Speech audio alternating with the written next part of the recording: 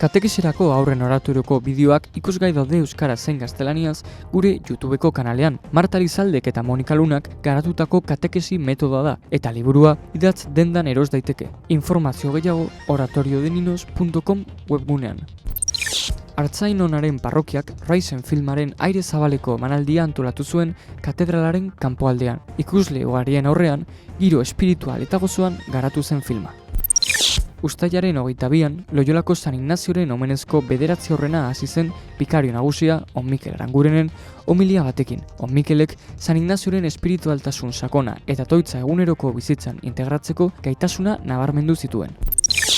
Uztailaren 18an amaitu zen Guadalupeko Elizbarrutiko kanpamentua, non 9 eta 14 urte bitarteko gazteak jokoz eta hazkunde espiritualez beteriko aste batez gozatu zuten. Gaurtik aurrera, lehen argazki bilduma duzu Flickrren hiri udalekuetakoarekin batera.